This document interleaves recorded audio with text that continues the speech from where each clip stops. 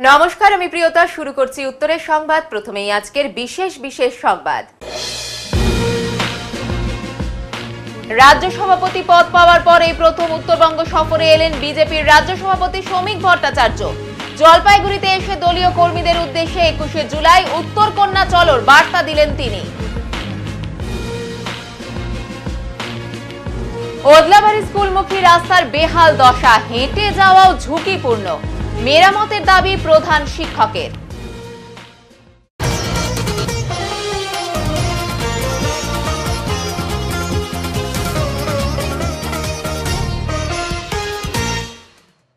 রাজ্য সভাপতির পদ পাওয়ার পর এই প্রথম উত্তরবঙ্গ সফরে এলেন বিজেপির রাজ্য সভাপতি শ্রমিক ভট্টাচার্য। বাগডোগরা বিমানবন্দরে নেমে তিনি আসেন শিলিগুড়ির মাধব ভবনে এবং সেখান থেকে সড়ক পথে রওনা দেন কোচবিহার। বাগডোগরা বিমানবন্দরে নেমে সাংবাদিকদের মুখোমুখি হয়ে তিনি বলেন, উত্তরবঙ্গ এবং দক্ষিণবঙ্গ এবার একসাথে তৃণমূলকে বিদায় দেবে। উত্তরবঙ্গে তো উষ্ণ অভ্যর্থনা পেলেন, কিন্তু বিধানসভা নির্বাচনে কি এই উত্তেজনা থাকবে নাকি লড়াই হবে? রাজনীতিতে তো লড়াই হয়, কিন্তু এই নির্বাচনের লড়াই মানুষের লড়াই। উত্তরবঙ্গের মানুষ আগেই তৃণমূলকে বিদায় দিয়েছে, এবার দক্ষিণবঙ্গ আর উত্তরবঙ্গ মিলে তৃণমূলের বিসর্জন দিয়েছে। উত্তরবঙ্গের তৃণমূল খাতা খুলতে পারবে না।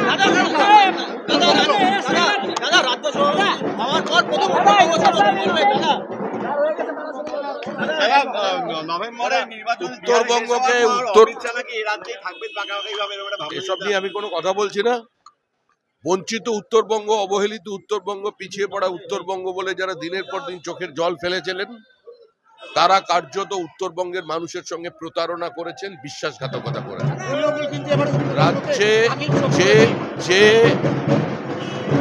উত্তর কন্যা তৈরি হয়েছে তাতে যে বাজেটারি অ্যালোকেশন জল গরম করা হয় না, সেখান থেকেও ফান্ড অন্য জায়গায় সাইফন অফ করে নিয়ে আসছে।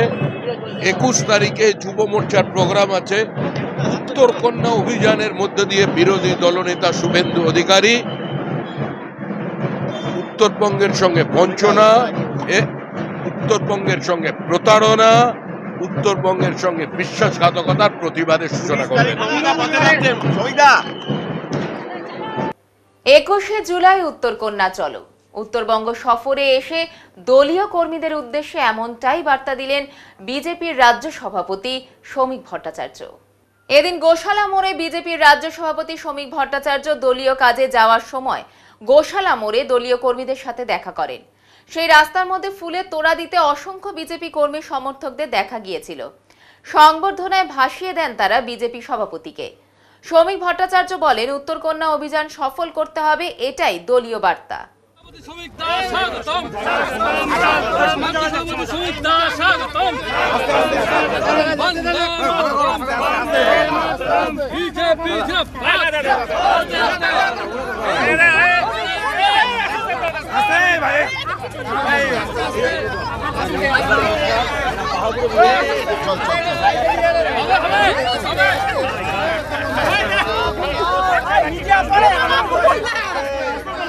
পরে কথা বলছি আপনার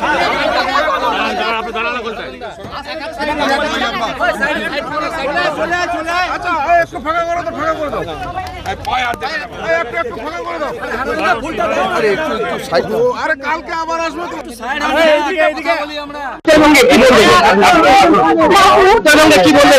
সফরে আপনি 21শে জুলাই উত্তর কন্যা চলো। আপনারা আজকে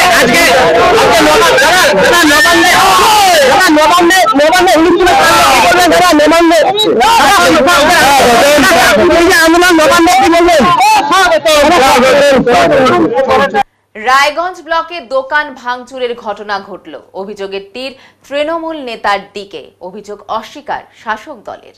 রায়গঞ্জ ব্লকের কামলাবাড়ি অঞ্চলের উদয়পুর এলাকায় এক দোকানঘর ভাঙচুরের ঘটনাকে কেন্দ্র করে চাঞ্চল্য ছড়ালো। স্থানীয় সূত্রে জানা গিয়েছে, আক্রান্ত দোকানটি বিজেপি কর্মী রাজেশ সরকারের। তার অভিযোগ, এদিন গভীর রাতে তার দোকানে ভাঙচুর চালানো হয় এবং বিভিন্ন সামগ্রী নষ্ট করে দেওয়া হয়। রাজেশ বাবুর দাবি, এই ঘটনায় তৃণমূল কংগ্রেসের কামলাবাড়ি অঞ্চল সভাপতি বাবাই নন্দী সরাসরি জড়িত। তার কথায়, আমি দীর্ঘদিন ধরে বিজেপির সঙ্গে যুক্ত, রাজনৈতিক কারণে আমাকে টার্গেট করে এই হামলা চালানো হয়েছে। তিনি আরও জানান, দোকানে শাটার ভেঙে ভেতরে ঢুকে সামগ্রী তছনছ করে দেওয়া হয়। এই ঘটনায় তিনি রায়গঞ্জ থানায় লিখিত অভিযোগ দায়ের করেছেন বলেও জানান। যদিও সমস্ত অভিযোগ অস্বীকার করেছেন তৃণমূল কংগ্রেসের অঞ্চল সভাপতি বাবাই নন্দী। তিনি বলেন, এই অভিযোগ সম্পূর্ণ মিথ্যা ও ভিত্তিহীন। রাজনৈতিক সুবিধা নেওয়ার উদ্দেশ্যে এই ধরনের নাটক করা হচ্ছে। আমাদের দলের কেউ এই ঘটনার সঙ্গে জড়িত নয়। পরিস্থিতি নিয়ন্ত্রণে আনতে এলাকায় টহলদারি বাড়িয়েছে রায়গঞ্জ থানার পুলিশ। আপনার নাম? রতন সরকার। এই দোকানটা কি কার? আমার ছেলের। আমি করি, রিটায়ার করছি, আমি দোকান করছি, রিটায়ার করছি করে কাজ। কি হলো কি হলো কি এটা কি হলো? বাবা ধমকি দিচ্ছে, বাবাকে নিয়ে দোকান ভোটের সময় কথা বলছে, দোকান ভাঙিয়ে দিব, গ্যাসে কাজ চাপলে দোকান ভাঙিয়ে দিব। বাবা নন্দী, হ্যাঁ, রাতবেলা আসে, ভোরবেলা খবর দোকান ভাঙিয়ে দিয়েছে। আমার আসলাম, দোকান ভাঙিয়ে দিয়েছে। আমার সাথে কোনো শত্রুরা কেউ 12 বছর শত্রুরা নাই আমার সাথে। আমার সবাই ভালোবাসে। কেন বাবা নন্দী আপনাকে হুমকি দিল কেন? বাবা নন্দী, আমার ছেলে বিজেপি করে, আমার তৃণমূল করে। হ্যাঁ, হুমকি দিল বাবা নন্দী। এর আগেও কি হুমকি দিয়েছিল? হ্যাঁ, আগে হুমকি দিয়েছিল বাবা নন্দী। কি বলতো? দোকান ভাঙতে আসছিল, দোকানে ছিলাম, দোকান ভাঙিয়ে দিব, দোকানে তারাই নিয়ে গেল। হ্যাঁ, তার আবার হাবুল ওখানে আসলো, পুলিশ আসলো, আর কিছু হলো না। এখন কি চাইছেন? কি চাইছেন? এটা ব্যবস্থা করতে লাগবে। আমি রিটায়ার করছি, 3000 ব্যাংকে পাই, এই দোকান করে খাচ্ছিলাম। হ্যাঁ, ওই শত্রু বানা বাবানদি মাথায় বাড়িয়ে দিচ্ছি, মাথায় বাড়িয়ে দিচ্ছি। সামনে আসতো, লাশ ফেলে দাও, লাশ ফেলে দিতাম, লাশ ফেলে বাবাই নন্দীর কি কোন দল করে? হ্যাঁ, বাবাই নন্দী কোন দল? তৃণমূল করে। আমরা বিজেপি করি। থানাতে কি লিখিত অভিযোগ করেছে? না, ছেলে ফোন করছিল, দাঁড়িয়ে করতে বললো। তো বিজেপি করার অপরাধে কি এই জিনিসটা? হ্যাঁ, কি হচ্ছে বলেন? বিজেপি করার অপরাধে দোকান করে খাচ্ছি আমরা। বিজেপি করার অপরাধে কি ভাঙচুর করেছে? হ্যাঁ বলেন। হ্যাঁ, বিজেপি করার অপরাধে ভাঙচুর করলো আমাকে। দোকান করে খাচ্ছিলাম, করতে দিবে না দোকান, পাড়ার মধ্যে দোকান করে খাচ্ছিলাম। কি নাম দাদা আপনার? রাজেশ সরকার। কি অভিযোগটা কি? অভিযোগ, কাল রাত্রে আমার দোকান ভাঙচুর। দীর্ঘদিন ধরে আমি এখানে দোকান করে খাই, এই দোকান ভাঙচুর হয়েছে। কে ভাঙচুর করেছে? ভাঙচুর করেছে তৃণমূলের অঞ্চল সভাপতির নেতৃত্বে এই ভাঙচুরটা হয়েছে। কি নাম? বাবাই নন্দী, রাজেশ নন্দী। আচ্ছা, তো কেন ভাঙচুর করলো আপনার দোকান? অনেকদিন ধরে আমাকে ধমকি দিচ্ছিল, আমি বিজেপি করি দেখে। বিজেপি করাই আমার অপরাধ, এটাই বিজেপি আমি করি। আমাকে অনেকদিন ধরে লোকের কানে শুনতে পাচ্ছি, আমাকে অনেকবার ধমকি মারছে, তোর দোকান উঠাই দিব, করবো, আমার এখন ক্ষমতা আছে, ক্ষমতার ভয় দেখায়। তো এরকম আমি তাও ধৈর্য করে বসেছিলাম, দেখি কবে উঠায়। আমাকে দিনের বেলা কিছু করতে পারিনি, রাত্রেবেলা ঘুমিয়েছিলাম। এখন পাড়ার লোকজন গিয়ে বলছে দোকানটা ভাঙিয়ে দিছে তোর, পাড়ার লোকজন উপকৃত হইতো। আচ্ছা, এখানে বিজেপির ফ্ল্যাগ আমি বেশি দিন না, 7-8 দিন ধরে বিজেপির ফ্ল্যাগ লাগিয়েছিলাম দুটা। বিজেপি করি, ওর জন্য ভয় কিসের? আমার দুটা ফ্ল্যাগ লাগিয়েছিলাম, ওটাই ওদের যাওয়া। পাড়ায় কোনো বিজেপির ফ্ল্যাগ থাকবে না, তৃণমূলের ফ্ল্যাগ থাকবে। তো আপনি পুলিশকে জানিয়েছেন? পুলিশকে জানিয়েছি, পুলিশকে ফোন করলাম, পুলিশ বললো লিখিত অভিযোগ দিতে। আপনি কি লিখিত অভিযোগ করবেন? হ্যাঁ, করব। লিখিত অভিযোগ করবেন? হ্যাঁ। কার বিরুদ্ধে? অঞ্চল সভাপতির বিরুদ্ধে। কারো সাহস হবে না, আর করলে দিনের বেলা করতো না। কত বড় মরদ তৃণমূল, কত বড় তৃণমূল করে আমি দেখতাম। ও রাতের অন্ধকারে এরকম করে দিনের বেলা করতো, আমাকে মারতো, মার্ডার করতো। দেখতাম কত বড় ক্ষমতা, কত বড় বিজেপি, তৃণমূল কত বড়। দাদা, আপনার নাম? আমার নাম বাবাই নন্দী। আপনি এই এলাকার কোন দায়িত্বে আছেন? আমি এই এলাকার গ্রাম পঞ্চায়েত মেম্বার। আপনার এলাকায় আজকে একটা সকালে ঘটনা ঘটলো, কি বলবেন এই প্রসঙ্গে? দেখুন, এই প্রসঙ্গে তো আমি সঠিক কিছু বলতে পারছি না, এদের কি বিষয় আছে না আছে। এদের আমি যতটুকু জানি, এদের বাবা ছেলের মধ্যে একটা সমস্যা চলছে দীর্ঘদিন ধরেই, যে বাবা যাচ্ছে বাবা করবে দোকান, ছেলে যাচ্ছে ছেলে যাবে, এই নিয়ে একটা সমস্যা আছে। এখন কি পরিস্থিতি হয়েছে আমি সেই বিষয়ে বলতে পারছি না।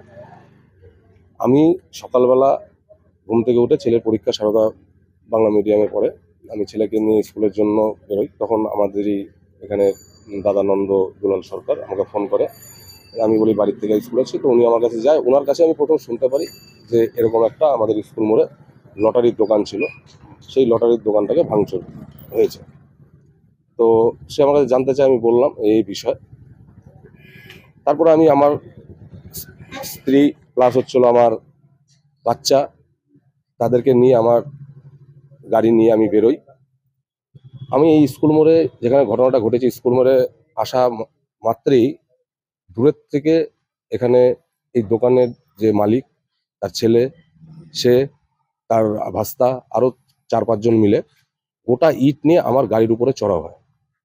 চড়া হওয়ার পরে যেহেতু আমার বাচ্চা সামনে ছিল, আমার স্ত্রী গাড়িতে ছিল, আমি গাড়ির থেকে নামি, আমার উপরে শারীরিক অ্যাটাক করে। তখন এখানটায় আমাদের যে সিএনএর যে সাংবাদিক নন্দদা ছিল, সে টোটালটা ভিডিও করেছে। এমনকি আমাকে ওখানে জানে মারার হুমকি দেয় যে আমি নাকি ভাঙিয়েছি। আমি যদি ভাঙিয়ে থাকি, প্রশাসন আছে, প্রশাসনকে বলুক, আমরা এই মধ্যে তো কোনো রকমই না। বন্ধুদের সঙ্গে ঘুরতে বেরিয়ে বাইক থেকে পড়ে দুর্ঘটনায় মৃত্যু হলো এক যুবকের। রবিবার রাতে ঘটনাটি ঘটেছে ধূপগুড়ি মহকুমার আংরা ভাষা সংলগ্ন ধীরেন দোকান এলাকায়। মৃত যুবকের নাম বিশ্বজিৎ সরকার, তার বাড়ি ধূপগুড়ির দক্ষিণ আলতাগ্রাম এলাকায়। জানা যায় এদিন 4 বন্ধু মিলে বাইক নিয়ে ঘুরতে বের হয়েছিল। গয়েরকাটার দিক থেকে ধূপগুড়ির দিকে আসার পথে ধীরেন দোকান এলাকায় একটি বাইকের সাথে লরির ধাক্কা লাগলে বাইক থেকে ছিটকে পড়ে বিশ্বজিৎ। বিষয়টি দেখতে পেয়ে আশেপাশের লোকজন ছুটে আসে। দ্রুত বিশ্বজিৎকে উদ্ধার করে ধূপগুড়ি মহকুমা হসপিটালে নিয়ে আসা হয়। সেখানে কর্তব্যরত চিকিৎসক বিশ্বজিৎকে মৃত বলে ঘোষণা করেন। প্রাথমিকভাবে অনুমান, বাইক থেকে পড়ে গিয়ে মাথাতে গুরুতর আঘাত লাগে, মুহূর্তেই জ্ঞান হারিয়ে ফেলে সে। এদিকে ঘটনার খবর পেয়ে হাসপাতালে আসে ধূপগুড়ি থানার পুলিশ। দেহ ময়না তদন্তের জন্য নিজেদের হেফাজতে নিয়েছেন তারা। ময়না তদন্তের পর দেহ পরিবারের হাতে তুলে দেওয়া হবে। এদিকে তরতাজা যুবকের মৃত্যুতে শোকের ছায়া নেমে এসেছে দক্ষিণ আলতাগ্রাম এলাকায়। দোকান মেডিসিটি যে দোকানটা তো সামনে কিভাবে ঘটলো? আমরা এই থেকে যাচ্ছিলাম, একটা গাড়ি ওভারটেক করতেছিল, এই পাশ থেকে ওভারটেক করে যাচ্ছিল, তো সেই তখন আমাদের মাইকে দিতে হবে। তোমরা কোন দিক থেকে আসছিলে? আমরা ওই পাশে গয়কাটা থেকে ধূপগুড়ির দিকে আসছি। আর গাড়িটা? আর এই গাড়িটা মানে ধূপগুড়ি থেকে গয়কাটার দিকে আসছে। কি গাড়ি ছিল? বড় কোনো ট্রেলার টাইপের গাড়ি হবে। গাড়ি কোথায়? এটা চলে গেছে? চলে গেছে, মাইকে চলে গেছে। কে কে ছিলে? আমি আর দুই বন্ধুটা মারা গেছে, সে ছিল। ওনার বাড়ি কোথায়? ওর বাড়ি ঝুমুর, দক্ষিণ আলতাগ্রাম। মানে এখন কি অবস্থা? তো মারা গেছে, এখন কি অবস্থা? কি নাম ওর? তোমার নাম? যুবতীকে ফোন করে উত্ত্যক্ত করত যুবক, পরিবারের বাধা। সেই রোষে রাতের অন্ধকারে যুবতীর বাড়িতে ঢুকে ছুরি দিয়ে হামলা চালালো যুবক। এলো পাথারি ছুরির আঘাতে আহত হলেন 5 জন। বাধা দিতে এসে আক্রান্ত হলেন প্রতিবেশী। রবিবার রাতে ঘটনাটি ঘটেছে ধূপগুড়ি মহকুমার পূর্ব মাগুরমারি এলাকায়। যুবতীর পরিবার সূত্রে জানা গিয়েছে, যুবতীকে দীর্ঘদিন থেকে উত্ত্যক্ত করত পার্শ্ববর্তী গ্রামের এক যুবক। বিষয়টি যুবকের পরিবারকে জানানো হয়। পাশাপাশি ওই যুবককেও ফোন করতে মানা করা হয়। যুবতীর পরিবারের অভিযোগ, ওই যুবককে বাধা দেওয়ায় এদিন রাতের অন্ধকারে বাড়িতে এসে ছুরি দিয়ে হামলা চালায়। এরপর পালিয়ে যায় অভিযুক্ত যুবক। ঘটনায় জখম হয়েছে ওই যুবতী সহ পরিবারের অন্যান্য সদস্যরা। পাশাপাশি চিৎকার শুনে পাশের বাড়ির একজন এগিয়ে এলে তার ওপরও হামলা চালায় ওই যুবক বলে অভিযোগ। তড়িঘড়ি সকলকে উদ্ধার করে নিয়ে আসা হয় ধূপগুড়ি মহকুমা হসপিটালে। ওই যুবতী সহ পরিবারের আরও 2 জনের অবস্থা গুরুতর হওয়ায় তাদের জলপাইগুড়ি মেডিকেল কলেজ ও হাসপাতালে স্থানান্তরিত করা হয়েছে। খবর পেয়ে ওই এলাকায় পৌঁছেছে ধূপগুড়ি থানার বিরাট পুলিশ বাহিনী। যদিও খবর লেখা পর্যন্ত যুবকের বিরুদ্ধে থানায় লিখিত অভিযোগ দায়ের হয়নি। বিগত কয়েক মাস ধরে চরম দুর্ভোগে রয়েছেন খাপরাইল মোড় সংলগ্ন নির্মলনগর এলাকার মানুষজন। এলাকার জল নিকাশি ব্যবস্থা উন্নয়নের জন্য এনএইচির তরফ থেকে ড্রেনের কাজ চললেও তা বাস্তবায়নে দেখা দিয়েছে একাধিক সমস্যা। অব্যবস্থাপনার অভিযোগ তুলে ক্ষোভে ফেটে পড়েছেন এলাকার বাসিন্দারা। তাদের অভিযোগ, ড্রেন নির্মাণের কারণে রাস্তার অবস্থা ভয়াবহ রকমের খারাপ হয়ে পড়েছে। কোথাও কোথাও রাস্তায় বড় গর্ত, কোথাও আবার কাদা জমে আছে দিনের পর দিন। এর ফলে জরুরি পরিষেবার গাড়ি যেমন অ্যাম্বুলেন্স, দমকল ইত্যাদি প্রবেশ করতে পারছে না এলাকায়। রোগী, শিশু, বয়স্কদের নিয়েও বাড়ছে আশঙ্কা। এমনকি সাধারণ মানুষকেও প্রতিদিন জীবনের ঝুঁকি নিয়ে ওই রাস্তা দিয়ে যাতায়াত করতে হচ্ছে। এই পরিস্থিতি নিয়ে এলাকার পঞ্চায়েত সদস্য মিঠুন প্রামাণিক জানান, বিষয়টি আমাদের নজরে এসেছে, আমরা সংশ্লিষ্ট দপ্তরের সঙ্গে যোগাযোগ করেছি, দ্রুত সমস্যার সমাধান করার জন্য প্রয়োজনীয় পদক্ষেপ গ্রহণ করা হবে। এলাকাবাসীর একাংশ বলছেন, কাজের গতি খুবই ধীর এবং তদারকির অভাবে সমস্যা আরও বাড়ছে। তারা দাবি করেছেন দ্রুত কাজ সম্পূর্ণ করে রাস্তার সংস্কার করা হোক, নইলে বৃহত্তর আন্দোলনের পথে হাঁটতে বাধ্য হবেন তারা। সঠিকভাবে হবে। আর এই যে ড্রেনটা তৈরি হচ্ছে, হাইওয়ে ড্রেনটা, এটা মানে ওদিকে একরকম হচ্ছে একটা মাপে, আমাদের এখানটা আরেকটা মাপে হচ্ছে। ঠিক আছে, ওদিকে 4 ফুট 5 ফিটে হচ্ছে, এখানটা 3 ফিটের হচ্ছে। ওদিকে হাইট কম হচ্ছে, এখানকার হাইটটা বেশি হচ্ছে, তাতে তো আমাদের সমস্যা হবে। কারণটা আপনারা জানার চেষ্টা করেছিলেন এনএচএর থেকে, যারা কর্মীরা রয়েছে, যারা কাজ করছে তারা বলছে যে আমাদের এখানটায় জমি নেই, তাই আমরা করতে পারছি না। কিন্তু আপনাকে আমি দেখাতে পারি যে উনাদেরই মাপ করা সার্ভেয়ারের দ্বারা যে কত পর্যন্ত জমি উনাদের এখানটা আছে। ঠিক আছে, এটা আমরা আপনাকে দেখাতে পারি যে এখানটা আছে। ঠিক আছে, তারপরে উনারা একদিন এসে এখানটায় মাপ দিচ্ছে, আরেকদিন এসে অন্য জায়গায় মাপ দিচ্ছে, আগিয়ে নিয়ে দিচ্ছে। তো এটার মধ্যে কি আছে কারণ আমরা জানি না সেই ব্যাপারটা, কিন্তু আমাদের মনে হচ্ছে যে এটা কিছু একটা ইসে হচ্ছে, যার জন্য আমরা নিজেরা মানে সাধারণ পাবলিক প্রবলেমে পড়ছে আর কি। জল নিয়ে প্রবলেমে পড়বে, যাওয়া আসা নিয়ে প্রবলেমে পড়বে, একটা ফায়ার ব্রিগেডের গাড়ি ঢুকতে পারবে না, একটা অ্যাম্বুলেন্স ঢুকতে পারবে না, অন্যত্র কোনো জায়গা নেই এখানে বের হওয়ার। না, বের হওয়ার কোনো রাস্তা, আমাদের মেইন রাস্তা হচ্ছে এটা। ঠিক আছে, হলে একটা গাড়ি অ্যাম্বুলেন্স ঢুকতে পারবে না, আমরা যে করে নিয়ে পার করব সেই উপায়টাও তো নেই, দেখুন না অবস্থা। আমাদের এই জায়গাটা। ঠিক আছে, এই বিষয়ে আপনারা পঞ্চায়েতের কাছেও গিয়েছেন, কোনো সুরাহা পান? পঞ্চায়েতকে জানানো হচ্ছে ক্রমাগত, এবং ন্যাশনাল হাইওয়ে অথরিটি ওনাদেরকেও জানানো হচ্ছে। আমরা আস্তে আস্তে মানে কথার মাধ্যমে এগুলো জানাচ্ছি এতদিন ধরে, কিন্তু তাতে কোনো কর্ণপাতই করছে না। আজকে এখানে ওনাদের সিনিয়র ম্যানেজার এসেছিলেন, তার সাথে কথা বলেছি, সে তার মতোই কাজ করে যাবে, যা ওনার বক্তব্যে বুঝতে পারলাম। আমাদের কোনো কথা ওনারা শুনছেন না। এখন আগামীতে আপনারা কি করতে চলেছেন? আগামীতে যদি ওনারা আমাদের কথা না শুনে, যদি এখানকার পাড়ার প্রতিবেশীদের যদি মানে যাওয়া আসার ব্যবস্থা এবং জল নিকাশি ব্যবস্থাটা ঠিকমতো করতে না পারে, তাহলে আমরা আস্তে আস্তে আন্দোলনটাকে আরো আগিয়ে নিয়ে যাবো, এবং সেটা যত বড় বৃহত্তর করা দরকার আমরা সেটা করব। পদ্মশ্রী করিমুল হক এবং কংগ্রেস নেতা যোগেন সরকারের মধ্যে বিতর্ক, আইনি পদক্ষেপ নেওয়ার হুমকি পদ্মশ্রী করিমুল হকের। গত শনিবার মাল ও ক্রান্তি ব্লক কংগ্রেসের সভাপতি যোগেন সরকার একটি সাংবাদিক সম্মেলনে পদ্মশ্রী করিমুল হকের বিরুদ্ধে বিতর্কিত মন্তব্য করেন। সেদিন একটি সাংবাদিক সম্মেলনে যোগেন সরকার ভারত সরকারের পদ্মশ্রী পুরস্কার প্রাপ্ত করিমুল হক সম্পর্কে কিছু অশালীন মন্তব্য করেছিলেন। এর পরিপ্রেক্ষিতে করিমুল হক তার মানব সেবা সদন হাসপাতালে এক সাংবাদিক সম্মেলন করে যোগেন সরকারের বিরুদ্ধে অভিযোগ তোলেন। পদ্মশ্রী করিমুল হক বলেন, গত মঙ্গলবার ভাইরাল হওয়া ভিডিও নিয়ে সাংবাদিক সম্মেলন করার সময় আমি এবং আমার 2 বন্ধু পঞ্চায়েত সমিতির সভাপতি পঞ্চানন রায়ের ব্যক্তিগত অফিসে প্রয়োজনীয় সার্টিফিকেটের প্রয়োজনে দেখা করতে যাই। সেখানে সাংবাদিকেরা আমার উপস্থিতিতে সাংবাদিক সম্মেলন শুরু করেন। এরপর থেকে সামাজিক মাধ্যমে ওই ভিডিও ছড়িয়ে পড়ার পর আমার শুভাকাঙ্ক্ষীরা আমার কাছে ফোন করতে শুরু করেন, জানতে চান কেন আমি সেখানে ছিলাম। তিনি সেই বিষয়ে জানালেন যে আমার কিছু সার্টিফিকেটের প্রয়োজন ছিল, তাই পঞ্চায়েত সমিতির সভাপতি পঞ্চানন রায়ের ব্যক্তিগত অফিসে গিয়েছিলাম। যেহেতু তিনি বর্তমানেও প্রশাসনিক দায়িত্বে রয়েছেন, সেই কারণেই প্রয়োজনীয় সার্টিফিকেট আনার জন্য গিয়েছিলাম। কিন্তু গত শনিবার যোগেন সরকার আমার সম্পর্কে যে মন্তব্য করেছেন তা আমার মান সম্মান এবং ভারত সরকারের দেওয়া পদ্মশ্রী পুরস্কারের বিরুদ্ধে এক প্রকার অবমাননা। এদিন করিমুল হক যোগেন সরকারকে চ্যালেঞ্জ করে বলেন, যদি তিনি তার মন্তব্যের জন্য প্রকাশ্যে ক্ষমা না চান, তবে আমি আমার আইনজীবীদের সঙ্গে কথা বলেছি এবং প্রয়োজন হলে আইনি পদক্ষেপ গ্রহণ করতে বাধ্য হব। পদ্মশ্রী প্রাপ্ত করিমুল হক তার বক্তব্যে আরো বলেন, আমি 1970 সাল থেকে ক্রান্তি ব্লকে বসবাস করছি এবং এখানকার মানুষ আমাকে খুব ভালোভাবে চেনেন।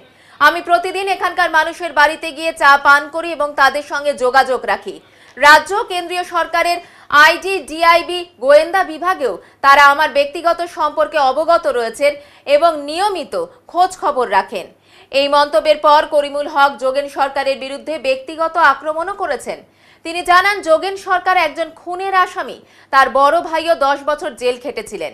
আমি ক্রান্তি ব্লকের একজন সম্মানিত নাগরিক, সেখানে আমি বড় হয়েছি এবং আমার সমস্ত কাজের জন্য এলাকার মানুষ আমাকে জানেন। এদিকে বিতর্ক নিয়ে ক্রান্তি ব্লকের রাজনৈতিক পরিস্থিতি উত্তপ্ত হয়ে উঠেছে। কংগ্রেসের মধ্যে তীব্র আলোচনা শুরু হয়েছে এবং ভবিষ্যতে আরো রাজনৈতিক সমালোচনা হতে পারে বলে ধারণা করা হচ্ছে। তিনি একটি সাংবাদিক সম্মেলন থেকে প্রকাশ্যে মন্তব্য করেন। তবে এই বিতর্ক যত এগোবে ততই রাজনৈতিক মহলে উত্তেজনা বাড়বে বলে অনুমান করা হচ্ছে। শেষে পদ্মশ্রী করিমুল হক তার সাংবাদিক সম্মেলনে স্পষ্ট করে দিয়েছেন যে তিনি কখনোই ব্যক্তিগত আক্রমণ বা অসত্য মন্তব্য সহ্য করবেন না এবং তার মান সম্মান নিয়ে যে কেউ মন্তব্য করলে আইনত ব্যবস্থা নিতে পিছপা হবেন না। তিনি মেম্বার যিনি অর্থাৎ চেয়ারম্যান, ওনার কাছে সার্টিফিকেট নেওয়ার জন্য আমি গেছিলাম। আমি আমার সাথে দুজন লোক যায়, ওনার সাথে কথা বলি যে আমাদেরকে সার্টিফিকেট দিতে হবে, এই দিতে হবে। চাটা খাওয়াইলেন, খুব সুন্দর আপ্যায়ন করলেন। ওনাকে আমি ধন্যবাদ দিচ্ছি আমাকে চাটা খাওয়াতে।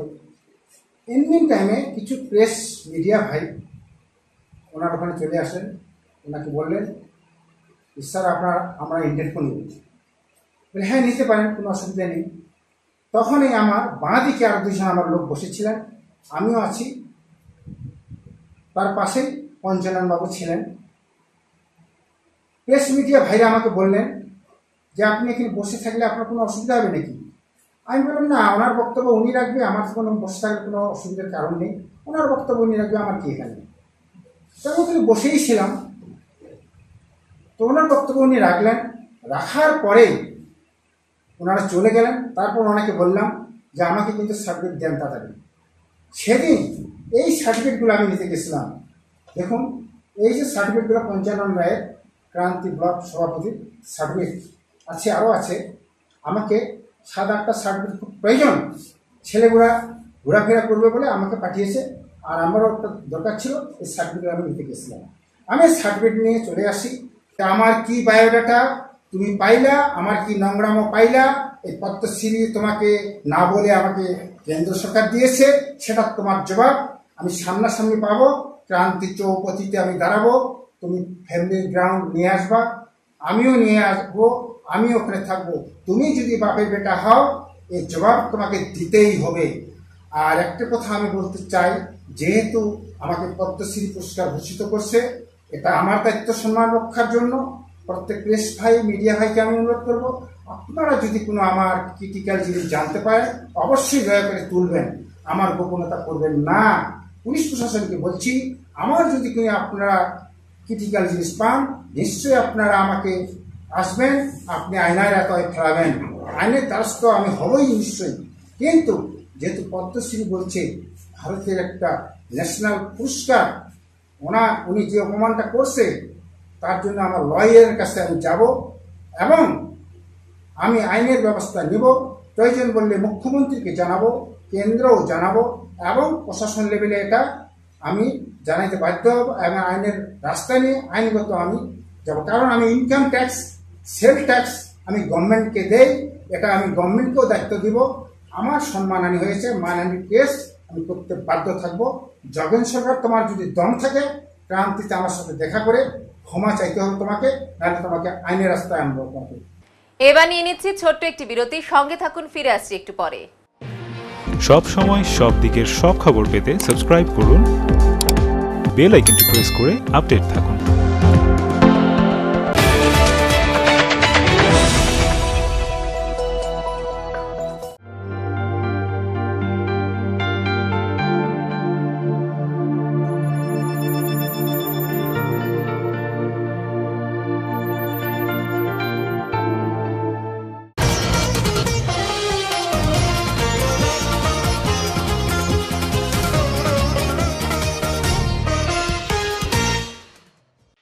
ওদলাবাড়ির স্কুলমুখী রাস্তার বেহাল দশা, হেঁটে যাওয়াও বেশ ঝুঁকিপূর্ণ।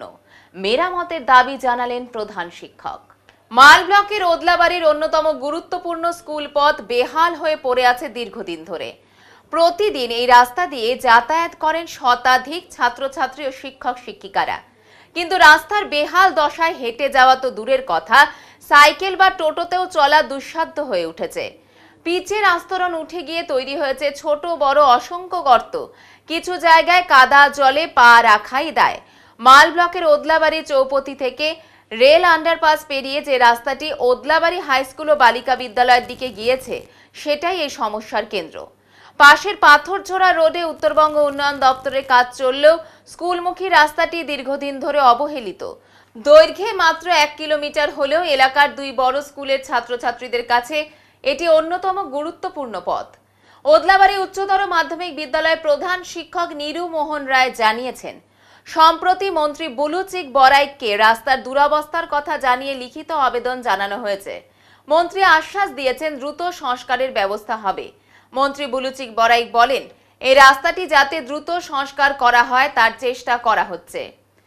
স্থানীয় বিজেপি নেতা গৌতম দে এই নিয়ে সরব হয়েছেন। তিনি বলেন, আমি প্রতিদিন এই রাস্তায় যাতায়াত করি, স্কুলগামী ছাত্রছাত্রীদের যন্ত্রণার ছবি চোখে পড়ে। মন্ত্রী বলছেন কাজ হবে, কিন্তু কোথাও তো কাজের চিহ্নই নেই। কোনো বড় দুর্ঘটনা না ঘটলে কি প্রশাসনের হুঁশ ফিরবে না? প্রতিদিনের এই দুর্ভোগে ছাত্রছাত্রীদের মধ্যে ক্ষোভ বাড়ছে, অভিভাবকেরাও উদ্বিগ্ন। অনেক টোটো চালক এই রাস্তায় যাত্রী নিতে চান না। বড় গাড়ি চলাচলের রাস্তার অবস্থা আরও করুণ হয়েছে। এলাকাবাসীর অভিযোগ, প্রশাসন চাইলে অল্প খরচেই এই রাস্তার সংস্কার সম্ভব। এখন দেখার মন্ত্রীর আশ্বাস কবে বাস্তবে রূপ নেয়। এর আগেই যেন না ঘটে কোনো অনাকাঙ্ক্ষিত দুর্ঘটনা। আসলে ওদলাবাড়ি বাজার থেকে আমাদের স্কুল 1 কিলোমিটারের কাছাকাছি রাস্তা, এবং এই রাস্তা দিয়ে ভারী যানবাহন যেহেতু চলে, ডাম্পারগুলো বিশেষ করে চলে রেলের আন্ডারপাস হয়ে, এই রাস্তার অবস্থা খুবই খারাপ। এবং অনেক ক্ষেত্রেই বিশেষ করে বর্ষার সময় অনেক গর্ত হয়ে গেছে, বিভিন্ন জায়গায় গর্ত হয়ে গেছে। বাচ্চাদের সাইকেলে বা হেঁটে তাদের অ্যাক্সিডেন্টের একটা সম্ভাবনা আছে, পড়ে যাওয়ার সম্ভাবনা আছে। আর যেহেতু ভারী গাড়িগুলো চলাচল করে, কাজে এই রাস্তা আমাদের দুটো স্কুল, আমাদের ওদলাবাড়ি হাই স্কুল এবং পাশে আছে সুনীল দত্ত বালিকা বিদ্যালয়, এই 2 স্কুলের ছাত্রছাত্রীর জন্য এই রাস্তাটি মেরামত করা অত্যন্ত জরুরি।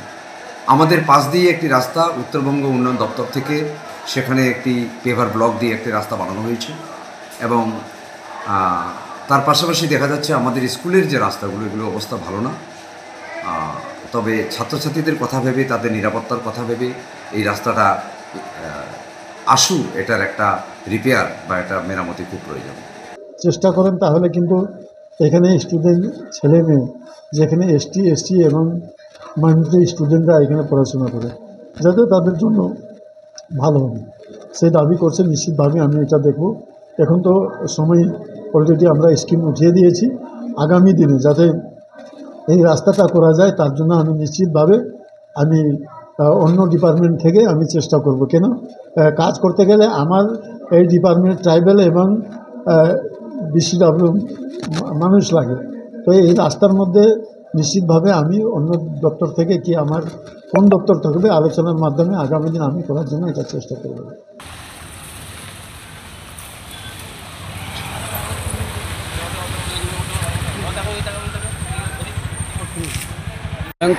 এটা রাস্তা খারাপ, প্রচণ্ড রাস্তা খারাপ। রাস্তা চলাচল হচ্ছে না, যাতে স্টুডেন্টরা আসতে পারছে না। ভেঙে চৌপচির থেকে বাজারের চৌপচির থেকে বয়েজ স্কুল অব্দি রাস্তাটা প্রচণ্ড খারাপ। যা মানুষ এখানে স্টুডেন্টরা যেতে পারছে না, শান্তিভাবে যেতে পারছে না। এখানটায় এর আগেও বুলুচিক বাড়াকে এসে বলে গেছেন রাস্তাটা বানিয়ে দিবে, কিন্তু এখন পর্যন্ত এর কোনো শুরু হওয়া হলো না। তো আপনি তো বিজেপি কি পদে আছেন আপনি? আমি ভাইস প্রেসিডেন্ট বিজেপি মালিক। কি বলবেন এটা নিয়ে? এটা তৃণমূলের? হ্যাঁ, তৃণমূলে বলবে রাস্তাটা ওদের এটা মানে মোটামুটি যে রাস্তাটা ঝমঝম হয়ে যায় আর কি, ওদেরটা এটা শেষ থাকা দরকার। শেষ থাকা দরকার, যে এত হাজার স্টুডেন্ট এই রাস্তা দিয়ে চলতেছে আর কি, তারা অসুবিধা চলতে বেরোতে অসুবিধা হচ্ছে। আর দুনিয়া করে গাড়ি ঘোড়া চলছে, কিন্তু ভীষণ খারাপ রাস্তা, ভীষণ খারাপ রাস্তাটা, প্রচণ্ডভাবে খারাপ হচ্ছে। আষাঢ় শেষে খরা প্রবাহে বিপর্যস্ত চাষিরা, অনিশ্চিত ধান চাষ। জলপাইগুড়ি ও হলদিবাড়ি ব্লকের বিস্তীর্ণ অঞ্চলে আষাঢ় মাসের শেষ প্রান্তে এসেও এখনো পর্যন্ত স্বাভাবিক বৃষ্টির দেখা মেলেনি। মাঝে মধ্যে সামান্য বিক্ষিপ্ত বৃষ্টিপাত হলেও তা চাষের জন্য মোটেও পর্যাপ্ত নয়। ফলে চরম সমস্যায় পড়েছেন এলাকার কৃষকেরা। টানা খরা পরিস্থিতিতে শুকিয়ে গেছে খাল, বিল, খানা খন্দ। ধানের জমি প্রস্তুত থাকলেও জলের অভাবে রোপণ করতে পারছেন না বহু চাষি। অনেকে আবার কৃত্রিম জলসেচের মাধ্যমে ধান চাষ শুরু করলেও গরম ও শুষ্ক আবহাওয়ায় নষ্ট হয়ে যাচ্ছে সেই ধান গাছ। প্রবীণ কৃষক মলিন রায় জানান, এত দীর্ঘ খরা প্রবাহ আগে কখনো দেখিনি। একেবারে মাথায় হাত অবস্থা। এবার ধান চাষ ভালো হবে না, সেটা এখনই স্পষ্ট। এই অবস্থায় চাষাবাদের ভবিষ্যৎ নিয়ে গভীর চিন্তায় পড়েছেন কৃষক পরিবারগুলি। আগামী দিনে কিভাবে সংসার চালাবেন তা নিয়ে দেখা দিয়েছে চরম অনিশ্চয়তা। না শুরু হয়নি এখন, না ধান চাষ এমন একটা ভালো হবে না, এবার হবে না। কারণ এই এখন তাড়াহুড়া করে বৃষ্টি হাল চাষ করে এই যে রোয়া দিবে, এদিকে বিচন নষ্ট হয়ে গেছে, বিচন নষ্ট হয়ে যাচ্ছে, বীজগুলা নষ্ট হয়ে যাচ্ছে। আর ওই বীজ দিয়ে রোপণ করলে ধান ভালো হবে। নাম ওটা কোনো কাজেই লাগবে না। এখন যে বীজ ফেলাবে ওই বীজ দিয়ে এখন লাগানো যাবে না, এবার লাভবান হতে পারবে। বৃষ্টিও হবে হবে করে আসছে, মানুষ তো আশায় বসে আছে। না, এর আগে আমি এরকম খরা দেখিনি। ভরপুর থাকবে, মাঠবার শুকিয়ে যাবে, আসেনি আমার চন্দ্র। ধন্যবাদ। উত্তরবঙ্গে অতিরিক্ত খরার কারণে সবজির দাম এবছর আকাশ ছোঁয়া। জলপাইগুড়িতে আরও বাড়তে পারে সবজির দাম বলে আশঙ্কা।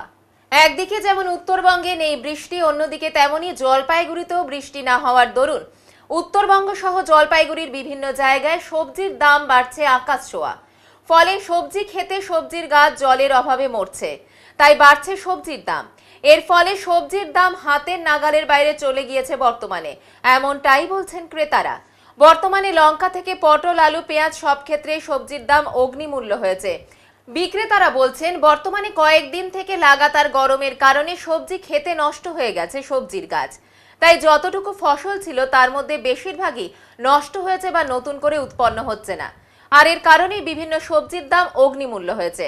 আর এই সবজির দাম বেশি হওয়ার জন্য সাধারণ মানুষের পকেটে পড়ছে টান। জলপাইগুড়ি শহরের দিনবাজার, স্টেশন বাজার, বউবাজার, বয়েলখানা বাজার সহ অন্যান্য সবজির বাজারে সবজির দাম এখন হাতের নাগালের মধ্যে আর নেই। কেমন দেখলেন বাজারে? না, বাজারে তো সব কিছুরই দাম তুলনামূলকভাবে বেশি। সাধারণ লোকের তো না বিশ্বাস, মানে এত দাম দিয়ে জিনিসপত্র কেনাই তো মুশকিল। পটলেরও দাম বেড়ে গেছে, পটল, লঙ্কা। আগে যেটা 60 টাকা 40 টাকা ছিল, এখন মার্কেটে 80, 100 ছুঁই প্রায়। আরও কি আশা আছে নাকি বাড়বে? কি তাহলে এই তো বর্ষা পড়লে তার যা আবহাওয়া যাচ্ছে, এখন চাষিরাও বা কোথায় পাচ্ছে, কোথা থেকে আনছে, মানে এদেরও জানি না কি খরচের ব্যাপার আছে, আর কি কারণ সেটাও বোঝা যাচ্ছে না। কৃষি পণ্যের দাম কৃষির উপর নির্ভর করে, সেটা তো আমাদের জানা নেই, কিন্তু সত্যি বাজারে না,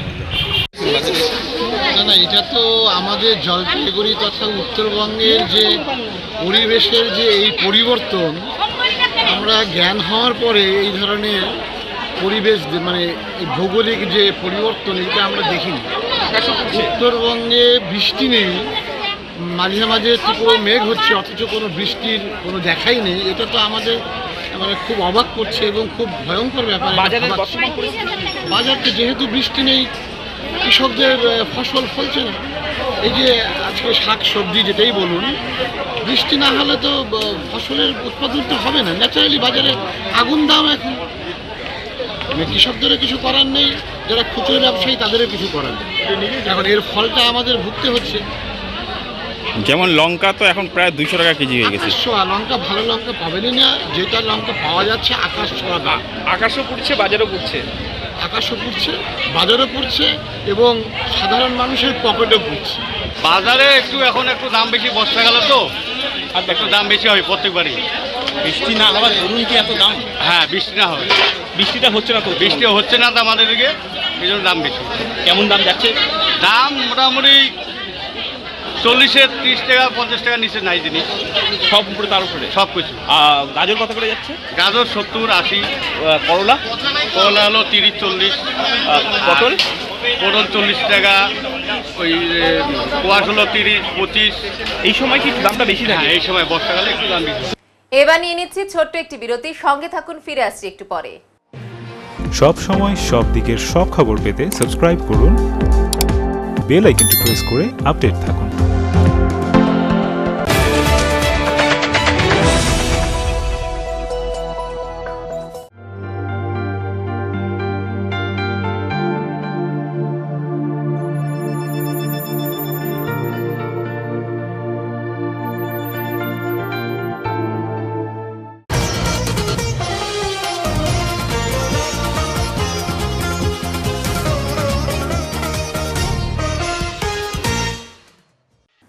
প্রয়াত মিনতি সেনকে স্মরণ করে আজ একটি স্মরণ সভা অনুষ্ঠিত হল জলপাইগুড়ির কদমতলা স্থিত এবিপিটিএ হলে।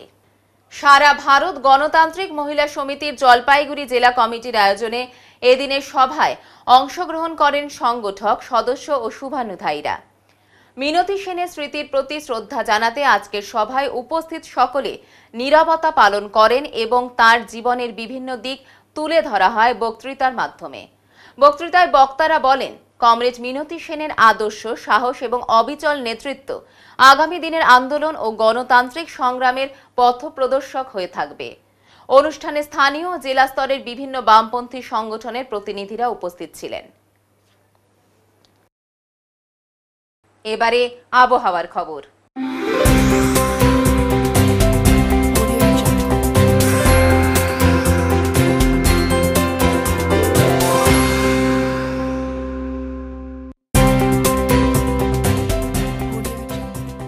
কেন্দ্রীয় আবহাওয়া দপ্তরের জলপাইগুড়ি কেন্দ্র থেকে পাওয়া তথ্য অনুযায়ী সোমবার দিনে সর্বোচ্চ তাপমাত্রা ছিল 34.1 ডিগ্রি সেলসিয়াস ও সর্বনিম্ন তাপমাত্রা ছিল 25.4 ডিগ্রি সেলসিয়াস। গত 24 ঘন্টায় বৃষ্টিপাতের পরিমাণ ছিল 8.0 মিলিমিটার।